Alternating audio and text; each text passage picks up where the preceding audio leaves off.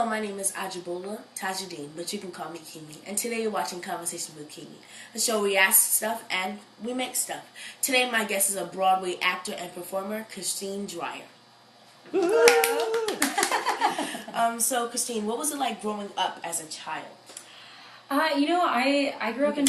Oh, great. Okay, yeah. Awesome. I grew up in Massachusetts, right outside of Boston, and didn't go to a performing arts school. I went just to public school, but kind of found a passion for swimming and a passion for singing, and I sort of had to figure out which one I wanted to do more, because they were taking up too much of my time and my grades were dipping, and so my mom told me I had to pick one, and I couldn't imagine my life without theater. So I started doing that instead of swimming, and I did all of the school plays and some summer stock things, but generally I really learned most of what I use today in college,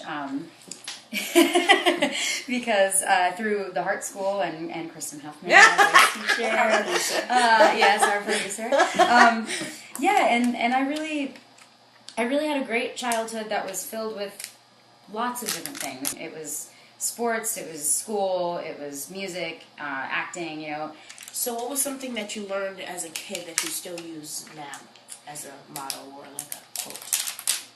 That's a really great question. I think one thing, the golden rule has always been sort of my thing that I, learned when I was younger. And I think it's super important to be kind and understanding of one another, and I think that is something that you learn when you're 5 years old, that can carry you through everything you go through in your life. Would you say that's the best thing about being an actor? Yeah, well, the best thing about being an actor is that you do get to meet so many different types of people, and you get so close. You've done shows, right? Yeah. Like, you get so close to your cast and your crew and your director and all that stuff. And so you meet a ton of people that are different than you are, and that grew up with different backgrounds, and that had different hardships that brought them to where you are, where you're all in the same place telling the same story. So what's your next goal in life? Well, I'm going to get married soon, so my next goal is to kind of plan that whole wedding thing and get that done. It's starting a brand new chapter. I never really thought I was going to get married, and then I met Matt, and it kind of all came together, and I think that my next goal in life is to kind of start that new chapter, being a partnership with somebody else. So you played Elphaba on Broadway, right? Yes, I did. How long was that?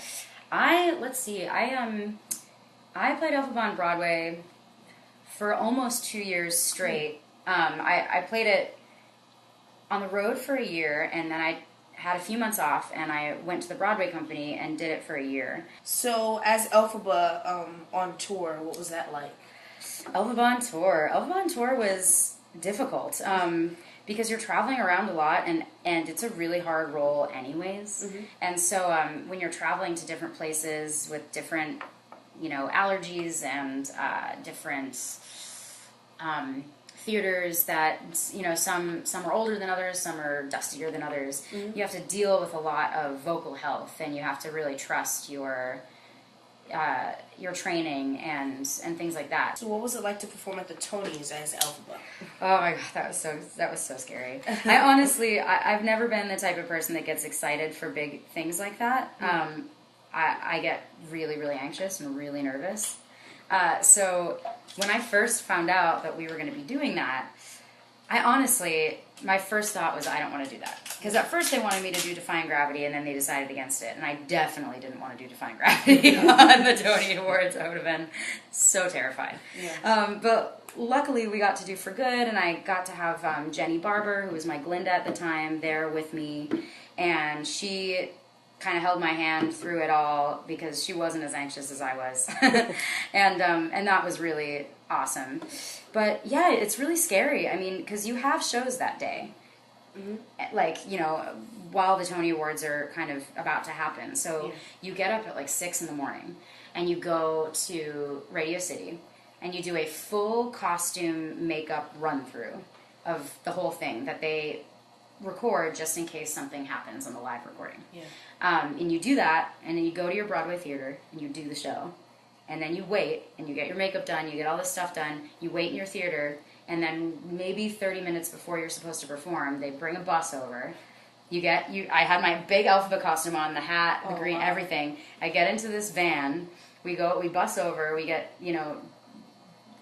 put directly like in the back to our dressing rooms. We have a couple of seconds to just kind of look at each other and say, oh my God, this is happening. And then you are backstage and it's happening.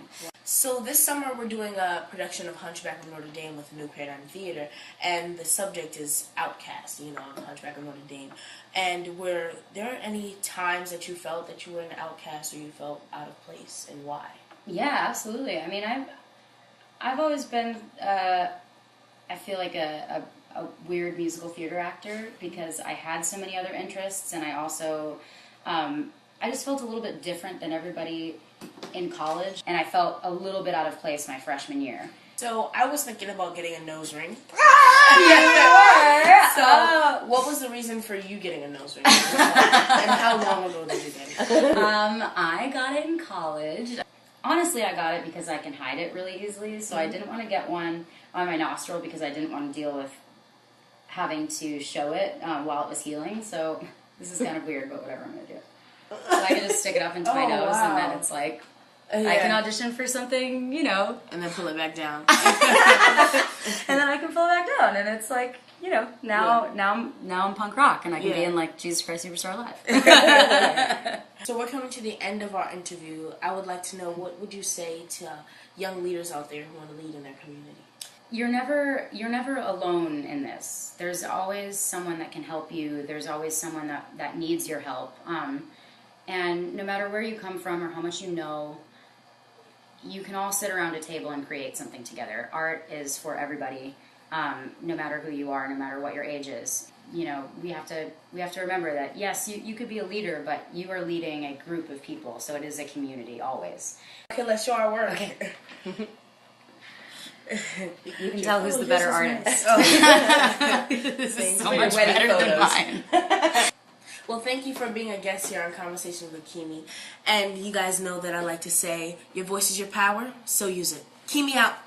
So we're coming to the end of our interview. I would like to know, what would you say to young leaders out there who want to lead in their community?